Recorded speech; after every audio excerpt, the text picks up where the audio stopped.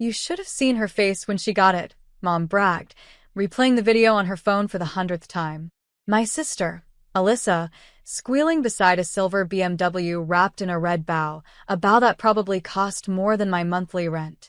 Your father and I believe in rewarding effort, Mom said, glancing at me as if the irony didn't burn. Maybe one day, you'll learn to do the same. I smiled, the kind of smile you give before a storm. I got effort, Mom. You just never liked where I put it. She sighed. Stop being dramatic, Lena. Alyssa's just more polished. Polished. That's what they called her privilege. When she turned 17, she got a BMW. When I turned 17, I got a bus pass and a lecture about earning my way. And I did.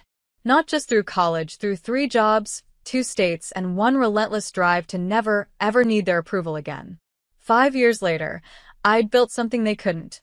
My own empire. A clean, quiet tech startup that now owned the software running in most luxury cars, including BMWs. So when Alyssa called crying last month about her debt, the car, the credit cards, the failed influencer dreams, I almost felt sorry. Almost. Because this time, the one holding the keys to her future was me. And I had every intention of teaching her what earning it really meant. It started with a single message. Alyssa, hey Lena, long time. Can we talk? I really need help, please. I stared at it for a full minute. The last time she'd said please was when she needed me to take her shift at the diner so she could go on a weekend trip with her real friends. Now her name was flashing on my screen, begging for help. I almost ignored it. Almost. But curiosity is a cruel thing. When I finally opened the message, there it was, a photo of the BMW, repossession notice taped to the windshield. And beneath it, her words. I'm $62,000 in debt. Mom said to ask you. Mom said to ask me. The same woman who once told me, don't come home until you've proven you're worth something. The irony was sharp enough to draw blood. That night, I sat in my apartment overlooking the city. Glass walls, soft jazz, the skyline glittering like my own private constellation. Everything in that room was mine. Earned.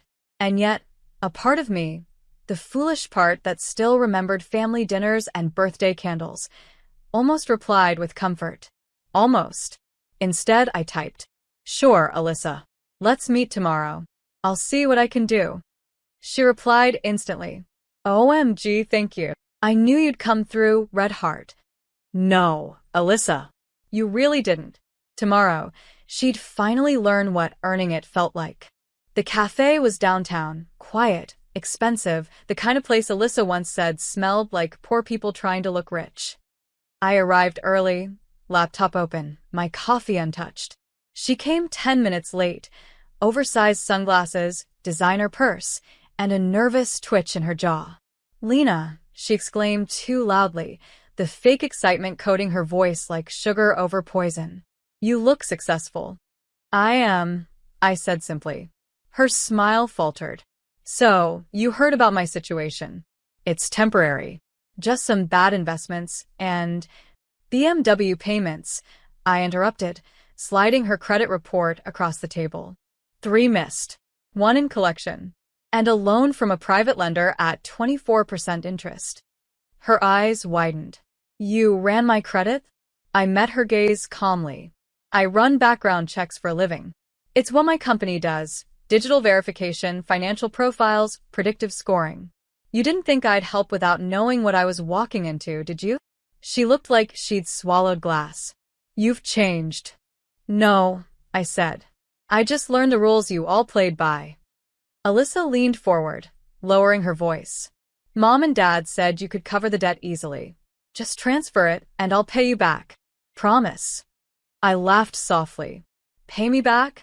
With what? Your followers? Her lip trembled. Please, Lena. You can't let them take my car. I leaned in, eyes cold. Oh, I'm not going to let them take it. She blinked, hopeful. I already bought it. Her face went completely blank. You what? I sipped my coffee slowly. Your BMW. The finance company auctioned it last week. My firm manages their digital repossession network. I saw your name on the list and I bought it. Her mouth opened, but no sound came out. You're joking. I don't joke with numbers, I said, setting my tablet on the table.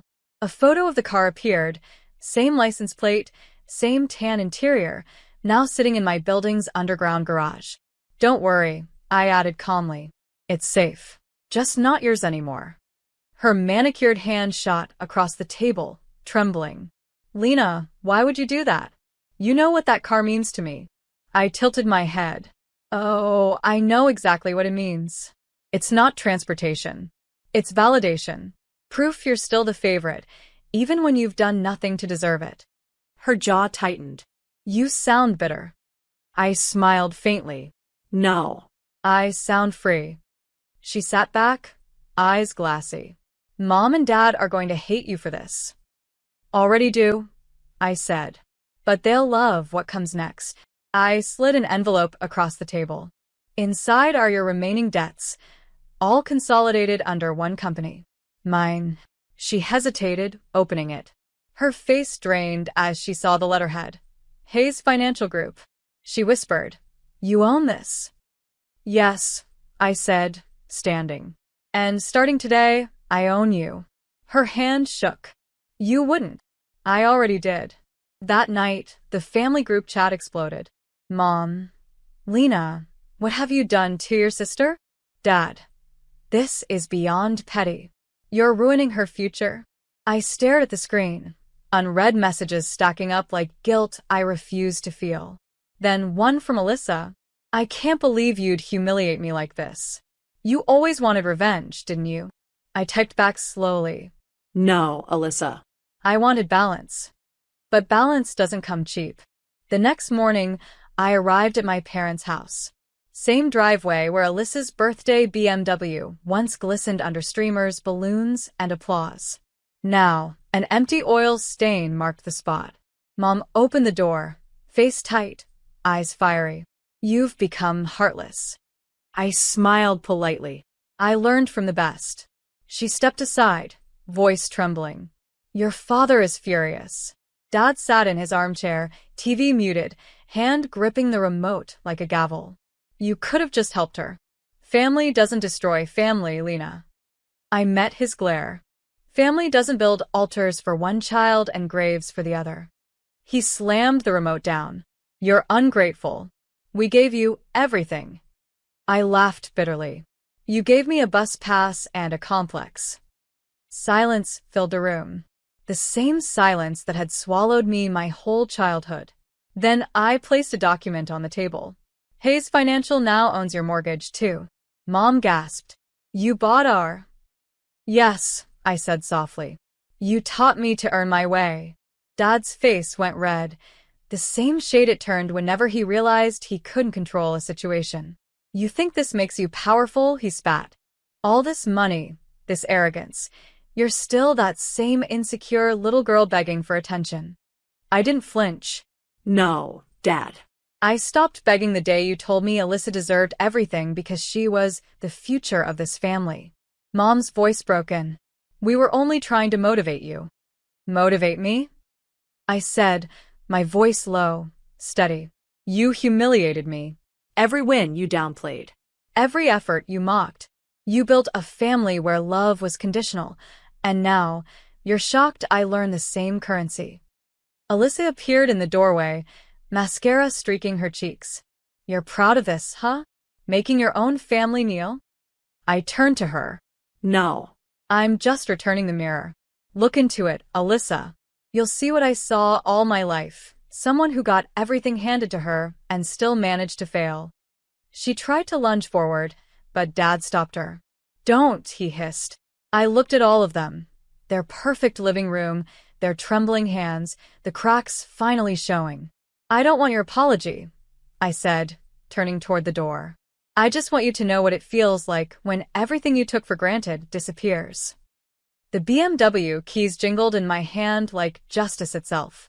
That night, I drove the BMW through the same streets I once took the bus on, the same cracked sidewalks where I'd stood in the rain waiting for rides that never came.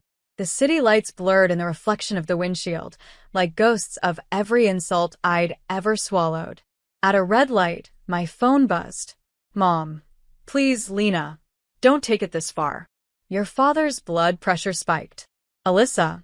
I hate you. You've ruined everything. I typed only one reply, sent to both. You can't ruin what was never real. Then I tossed the phone into the glove box and turned up the radio. The car purred under my hands, but it didn't feel like revenge anymore. It felt like closure. I parked outside my new office, the one with my name on the glass doors. Lena Hayes, CEO. Inside, my assistant was waiting. Late night drive, she asked. I smiled faintly. Something like that. On her desk sat a thick envelope, Alyssa's debt transfer agreement. I slid it into a file. Send this to collections, I said. Standard terms. She hesitated. You're sure? I nodded. People learn faster when the lessons cost something. As I walked toward the elevator, my reflection followed, calm, sharp, finally untethered. For once, I wasn't the forgotten daughter. I was the woman who rewrote the hierarchy in ink, contracts, and silence. A month later, a letter arrived. Handwritten. From Alyssa. Lena, I hate admitting this, but you were right. The car, the image, the fake friends, it all vanished when the money did. I finally got a job. It's not glamorous, but for once, I'm earning something that's mine. I used to laugh at you for working too hard. Now I get it. You didn't build walls, you built a backbone. I'm sorry. Alyssa. I read it twice, then folded it neatly and placed it in my drawer beside my first bus pass. My first reminder of what earning it really looked like. That evening, I took a quiet drive to the ocean. The BMW still gleamed like new, but this time, I didn't see it as a trophy. It was a symbol, a full circle. The waves rolled against the rocks, soft and endless. I sat there watching the horizon burn orange and gold, whispering to myself, You did it, Lena. You earned your way out. For the first time in years, there was no bitterness left, just peace. My phone buzzed again. This time, it wasn't family, it was a message from a mentorship foundation I'd funded for underprivileged girls. The first group of girls graduated today. They asked to thank the woman who inspired them. Tears filled my eyes. Maybe the best revenge wasn't destroying what hurt me, but replacing it with something better.